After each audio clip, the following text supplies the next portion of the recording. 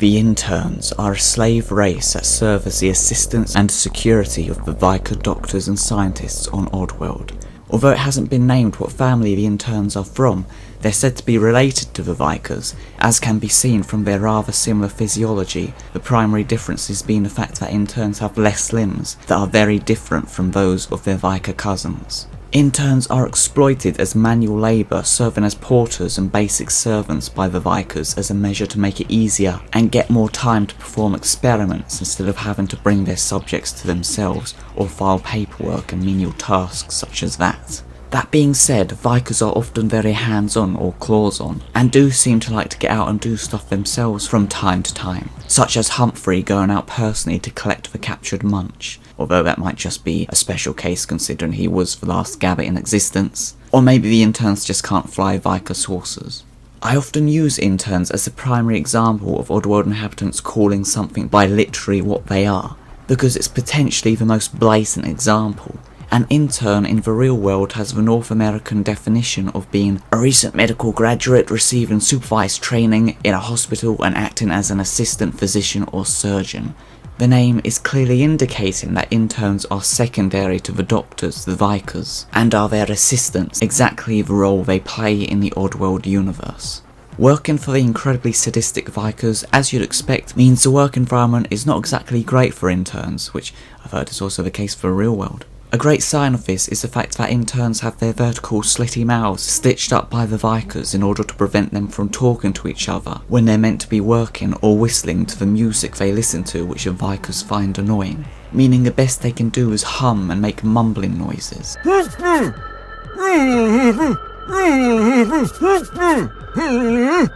Indeed, interns are shown invariably wearing headphones, pumping techno music and punk rock into their heads, likely set to the highest volume in order to drown out the sounds of the screams of the Vykkers' patients, having their skulls drilled into or whatever brutal butchery the Vykkers call experimentation they're having done to them.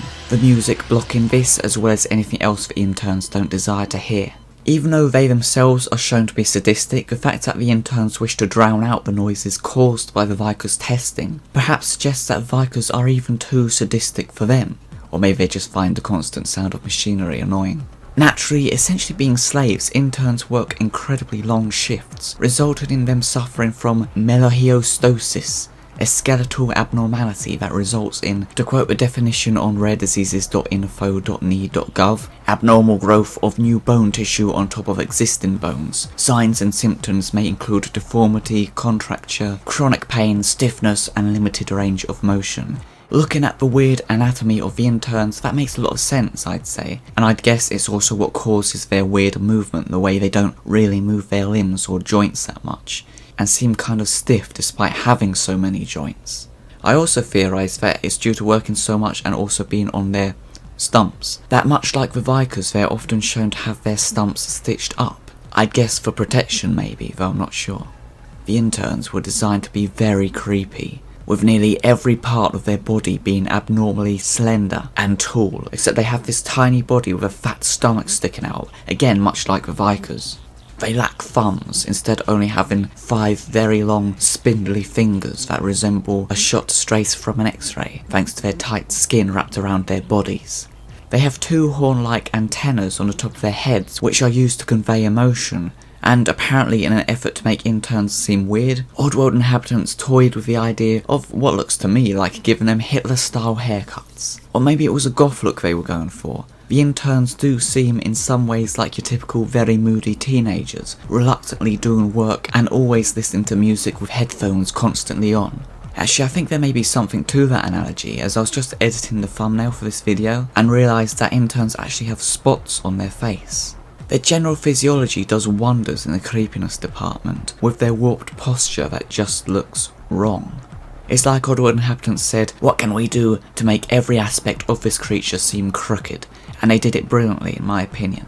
I think this effect is further enhanced by the fact they're one of the only true humanoids that's been seen in the Oddworld universe. Yet unlike the Mudokons, who have the same basic physiology as a human, the interns are like a human that's severely, well, injured is a good way of putting it.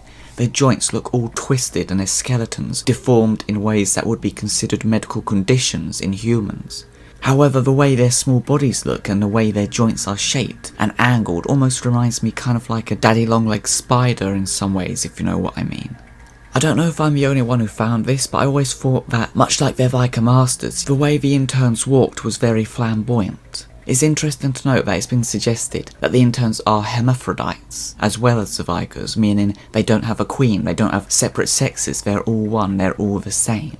Although the interns represent apathetic workers who don't care about their jobs, they aren't actually against what the Vykkers do and are willfully loyal to them. However, it's somewhat suggested that the interns didn't always used to be sadistic, and it's simply the result of working for the Vykkers for such a long time, in which they're often in a drug-induced state, often taking pills from Vykker pharmaceutical cabinets, in order to keep themselves going and somewhat sane.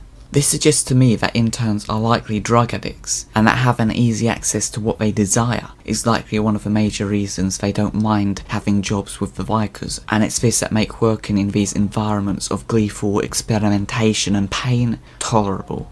I do wonder if the Vykkers know about this, and if they do, whether they mind or not. For some reason I imagine the Vykkers know and don't care. Although in general the Vykkers don't really care about the interns, they are exploiting them and have them binded in servitude after all, they do seem to care about them in terms of their capacity to be good workers, and serve their desires. Much like the way Glockons care about the Mudokons not being beaten to death by sligs. An injured or dead slave isn't a good slave after all. In the case of the Vykkers caring about the interns, this is shown by the fact the Vykkers allow the interns to listen to music constantly while doing their jobs, something that a lot if not most bosses in the real world wouldn't allow their employees. Sure, the Vykkers stitch their lips to prevent them from being disturbed by this incessant whistling, but they still allow the interns to listen to the music. They could have just banned them from listening to it at all. This suggests to me that as long as the Vykkers aren't bothered or put out too much by anything the interns do, as long as they do a good job, the Vykkers don't really care what the interns do. Likewise, I feel they know the interns steal the pills. It just seems like something they'd know. I feel like the Vykkers would know if just drugs go missing from their cabinets. But I guess they figure if it keeps the interns active, pepped up, and ensures they keep doing their jobs, they probably don't mind. Another reason I feel like the Vykkers don't care is that if you worked for the most sadistic race on Oddworld, that literally lives for the enjoyment of inflicting pain, would you really do anything to cross them? It would be such a massive risk for the interns to take that I feel like they must sort of know that there wouldn't be too harsh of a punishment if they were caught, or any punishment at all for that matter. Another example is the fact that the Vykkers invented snoozers in order to put down anything that got loose within the labs, due to interns getting injured in the process of trying to recapture anything that was trying to escape.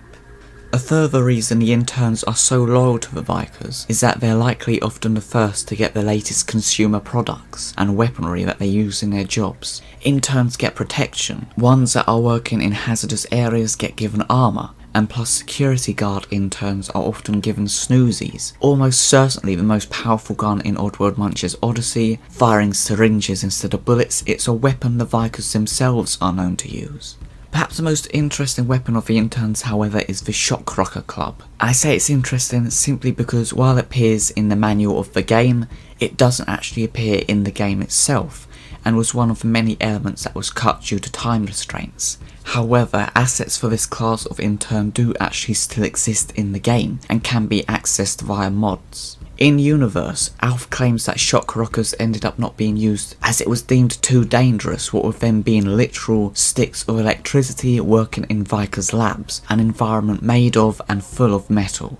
Not to mention, fuzzle cages are able to be opened with large bolts of electricity. It just didn't seem like a practical tool for the interns to use. Although a new type of shock rocker does later appear being wielded by sligs in Oddworld Soulstorm.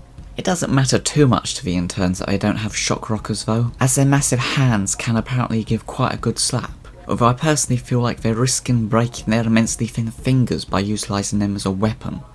Interns are entirely self-obsessed with their own bizarre culture. The reason they wear those purple and yellow striped baseball hats and speedos is apparently because they're designer swimwear, and that's supposedly fashionable in their culture. They look down on all other races and are seen showing immense contempt for cultures that are different to their own. As you'd expect, coming from different security firms, the interns and sligs don't have much interaction with each other, but supposedly don't think very highly of one another. I always got a feeling, probably just because the Interns are primarily an enemy at the end of Munch's Oddysee, that the Interns are way better security guards than Sligs. They have stronger firepower, don't sleep on the job, or at least aren't shown doing so, and although I haven't checked, I bet they have more health too. Although they lack motivation to do their jobs, much like the Sligs, the Interns still do a good job due to their pure submission to repeated routine. Unlike the Sligs who actively try to do the bare minimum, always slacking off and sleeping on the job. This is why the Interns serve the Vykkers and the Sligs serve the Glukkons. The Vykkers provide Interns with what they need, the needles and drugs they desire, and in return the Interns do a relatively good job, fulfilling to a satisfactory degree the requirements of the surgeons and scientists. The Sligs are cheap security, who are provided with mechanical pants, weapons and technology by the Glukkons. This of course could be provided to them by the Vykkers themselves, but considering how the Sligs act with the Glukkons is rather proof that it wouldn't be worth it to the Vykkers, as the Sligs wouldn't make good servants to the doctors, as they wouldn't do a good enough job at fulfilling the demands of the workaholic Vykkers. The Interns see themselves as superior, and yet seem to acknowledge and just accept their place in society as the subservients of the Vykkers, a position which they seem to deem, I guess, as the best place for them. They accept the routine and the positions that they hold, and are fine with that. Just as with a lot of the industrial races, they're apparently fulfilled by the roles they serve. Although to me they don't give off the same vibe, much like the Sligs, they're essentially lazy in the respect that they don't care about their jobs, which is emphasised by their exaggerated slouched posture and their knuckles tailing their bodies dragging on the floor behind them, to the point their skeletons seem to have developed into just naturally being that way.